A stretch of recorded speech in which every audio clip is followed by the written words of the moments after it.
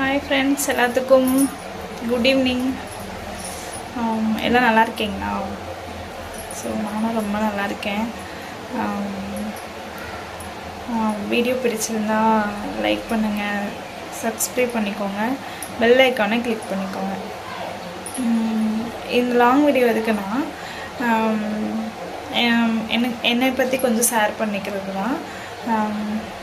எப்படின்னா, எனக்கு மேரேஜ் ஆகிடுச்சு, 3 இயர்ஸ் ஆகிடுச்சு மேரேஜ் ஆகி. இதில் 2 இயர்ஸாக எனக்கு 1.5 வருஷமாக குழந்தையே இல்லை.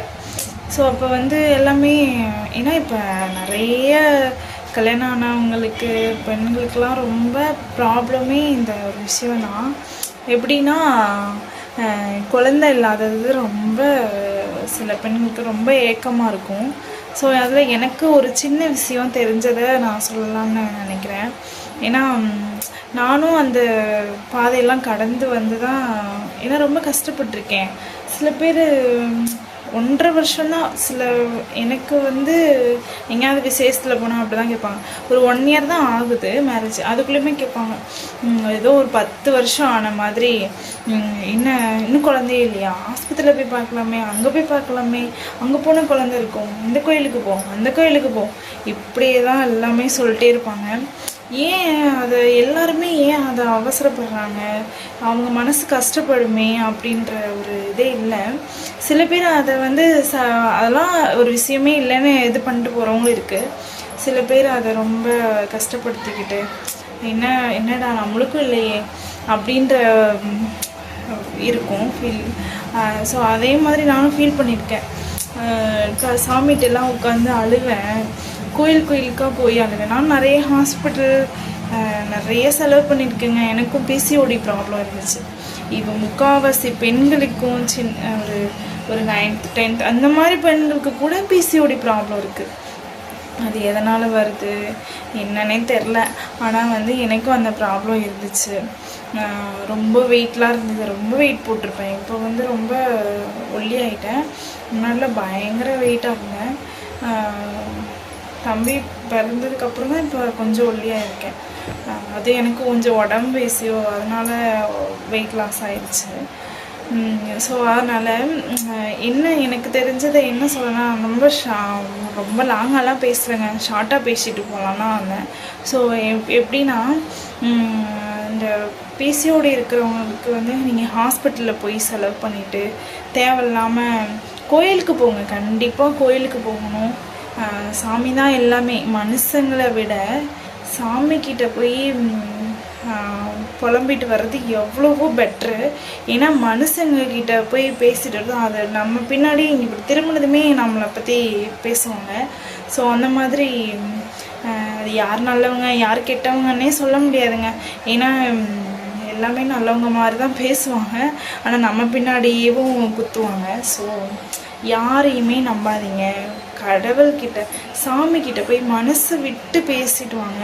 அதே ரொம்ப ரிலீஃபாக இருக்கும் மனசுக்கு. ஸோ எல்லாமே கடவுள் பார்த்துப்பாருன்ற ஒரு நம்பிக்கை வைங்க. கடவுளும் சாமியும் நம்பணும். அதே மாதிரி நம்மளும் ஏதாவது ஒரு எஃபெக்ட் போட்டால் தான் அது ஒர்க் அவுட் ஆகும். ஸோ அந்த மாதிரி தான் எனக்கும். எப்படின்னா, எனக்கு பிசிஓடி இருந்துச்சு. நானும் ஹாஸ்பிட்டல்லாம் போனேன், டேப்லெட் எடுத்துக்கிட்டேன், சாப்பாடு கண்ட்ரோலாக இருந்தேன், வாக்கிங் போனேன், எதுக்குமே செட் ஆகலை.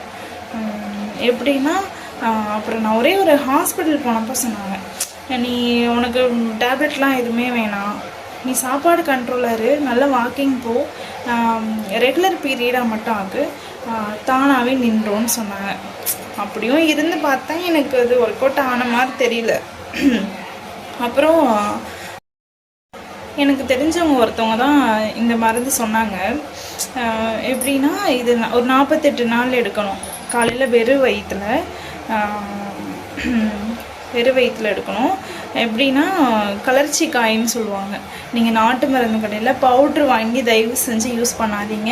அது ஒரு கொட்டை மாதிரி இருக்கும், அதுக்குள்ளே ஒரு விதை இருக்கும். ஸோ இப்போ என்கிட்ட இல்லை. ஸோ நான் வாங்கிட்டு தனியாக ஒரு வீடியோ போடுறேன் எப்படி பண்ணுறதுன்னு. ஒரு கொட்டை மாதிரி இருக்கும், அது உடச்சி அதுக்குள்ளே ஒரு பருப்பு இருக்கும். ஸோ அதை தான் நீங்கள் என்ன பண்ணணும்னா, நல்லா மிக்சியில் போட்டு அடித்து அது கொஞ்சம் தேன் இதில் கொஞ்சம் மிளகு சேர்த்துக்கணும்னு சொல்லுவாங்க. நான் மிளகுலாம் சேர்த்துக்கலாம். அதை மட்டும்தான் அந்த கலர்ச்சிக்காய் அந்த விதை கொஞ்சம் தேன் இதை மட்டும் நல்லா பிசைஞ்சு ஒரு 3 உருண்டை பிடிச்சி காலைல ஒரு சுடுதண்ணி ஒரு டம்ளர் வச்சு அந்த கொஞ்சம் கஷ்டமாக தான் இருக்கும். ஆனால் இருந்தாலும் அதை நான் சாப்பிட்டேன். 48 நாள் சாப்பிட்டேன். அடுத்து ஒரு 1 மந்த் 2 மந்த்லேயே எனக்கு பேபி நின்றுட்டான், தம்பி நின்றுட்டான். ஸோ நான் எத்தனை ஹாஸ்பிட்டல் போய் எல்லாம் பண்ணியுமே எனக்கு சரியாகலை பிசிஓடி. பட் இதை மட்டும் ட்ரை பண்ணுங்கள், கண்டிப்பாக நம்பிக்கையோடு ட்ரை பண்ணுங்கள். 48 நாள்.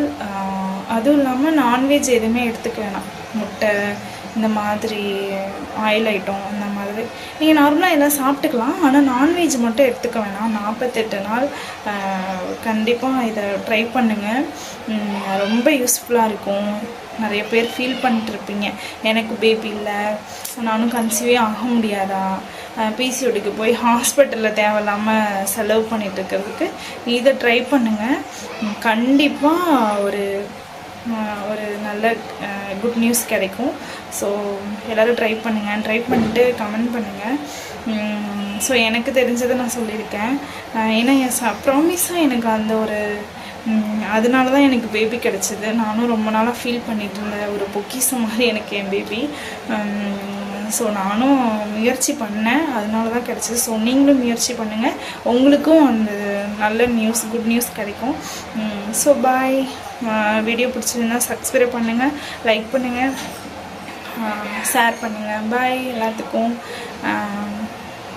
எல்லாருமே இதை ட்ரை பண்ணிவிட்டு எனக்கு கமெண்ட் பண்ணுங்கள். நீங்கள் அது எப்படி செஞ்சீங்க அப்படின்ற ஒரு கேள்வி வச்சாலும் ஓகே, நான் அதுக்கு தனியாக வீடியோ போடுறேன், அதை எப்படி நான் ப்ரிப்பேர் பண்ணி சாப்பிட்டேன் அப்படின்னு. காலைல வெறும் வயிற்றில் நீங்கள் ஊருக்கே போனாலும் அதை எடுத்துகிட்டு போய் நீங்கள் ஒரு 3 கொட்டை போட்டு 3 பருப்பு உடச்சி நீங்கள் சாப்பிட்ணும். ஒரு நாளைக்கு 3 அப்படின்ற மாதிரி காலையில். சரிங்களா? Okay bye. எல்லோரும் வீடியோ பிடிச்சா சப்ஸ்கிரைப் பண்ணுங்கள், லைக் பண்ணுங்கள், ஷேர் பண்ணுங்கள். பாய் எல்லாத்துக்கும்.